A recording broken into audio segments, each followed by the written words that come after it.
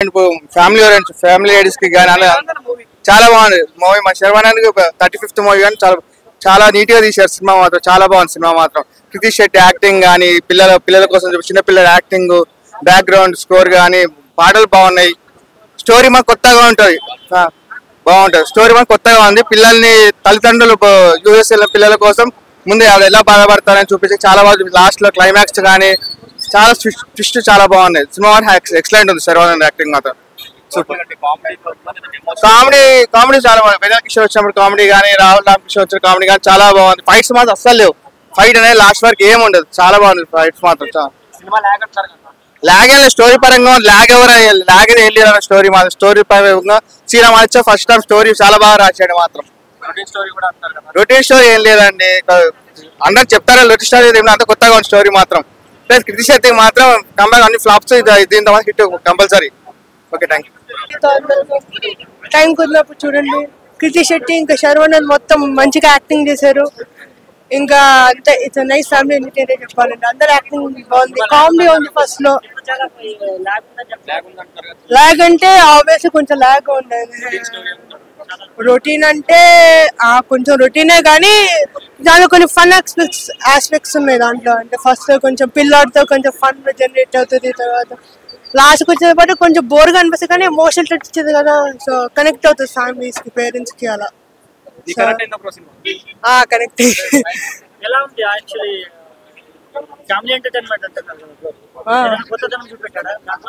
కొత్తదనం అంటే చూడండి, అంటే లొకేషన్స్ అవన్నీ కొంచెం బాగున్నాయి సినిమాలో.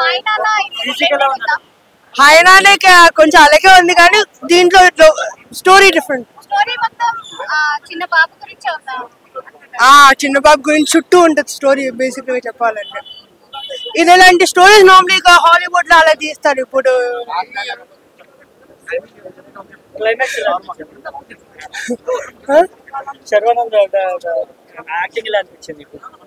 బాగుంది. ఆయన మామూలుగానే బాగా చేస్తారు ఫ్యామిలీ సినిమాలతో. సాంగ్స్ బాగున్నాయి. అంటే ఒకటి బాగున్నాయి. ఆ టప్ప సాంగ్ బాగుంది. ఇంకా ఇంకొకటి సాంగ్ ఏంటి, ఫస్ట్ మనమే సాంగ్ బాగుంది. మ్యూజిక్ బాగుంది మంచిగా. మ్యూజిక్ మెయిన్ కదా, దానివల్లనే మంచిగా కనుక. బ్రేక్ లో తిన్న షవర్మ హిట్ కొట్టేసారు చార్మింగ్ స్టార్ షవర్మ.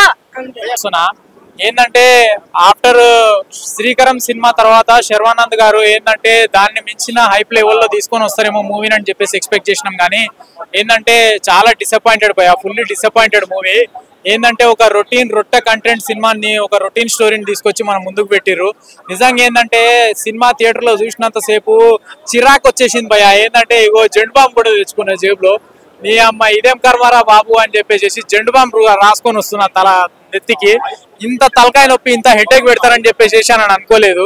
ఏంటంటే మామూలుగా ఒక సెంటిమెంటల్ ఎమోషనల్ సీన్స్ ఉన్నాయి కానీ ఏంటంటే అది కూడా రొటీన్ అనిపించింది. అది కూడా ఏమంత తలకెక్కలేదు.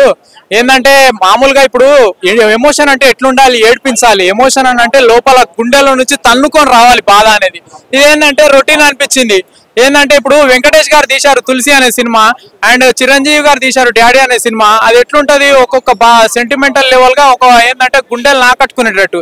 ఇదేంటంటే ఫస్ట్ హాఫ్ మొత్తం ఏంటంటే సాంగ్స్ పరంగా చూసుకుంటే సాంగ్స్ బాగానే ఉన్నాయి కానీ దానికి బ్యాక్గ్రౌండ్ స్కోర్ మ్యూజిక్ కూడా సరిగా అందించలేకపోయారు. అండ్ స్టోరీ పరంగా చూసుకుంటే కూడా ఏంటంటే రొట్టె కంటెంట్. ఏంటంటే ఇంటర్వెల్ బ్యాంక్ లోనేమో అదొకటి, అదేంటి ఏదో సస్పెన్స్ ఏదో థ్రిల్ అయ్యే ట్విస్ట్ ఉందేమో అని అనుకున్నాం. కానీ అసలు మామూలుగా హీరోయిన్ కి ఇద్దరికి మధ్యలో బాండింగ్ కెమిస్ట్రీ సీన్స్ నడవాలి కానీ హీరోయిన్ ఏందో నా ఫియాన్సీ అని అంటది.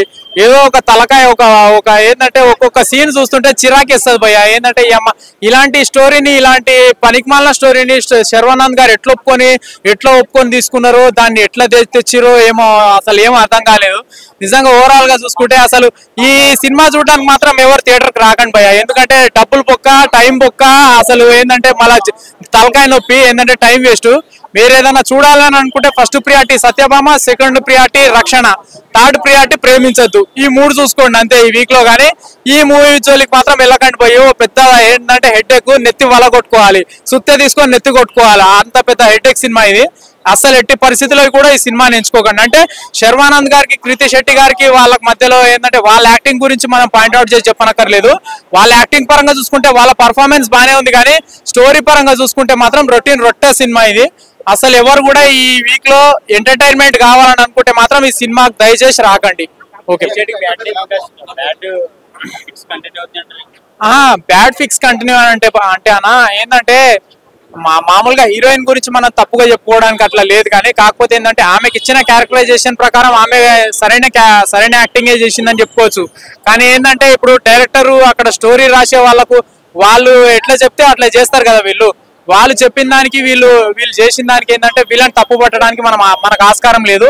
మనం మెయిన్ గా ఏంటంటే తప్పు పట్టాల్సింది ఈ మూవీ తీసిన డైరెక్టర్ ని, ఈ స్టోరీ ఎంచుకొని తీసిన రైటర్లని వాళ్ళని అనాలి. కానీ ఈ మూవీలో ఉన్నటువంటి ఏంటంటే హీరోయిన్స్ ని, యాక్టర్స్ ని ఏ రకంగా కూడా వేలెత్తి చూపించడానికి అవకాశం లేదు. ఓకే భయ్య.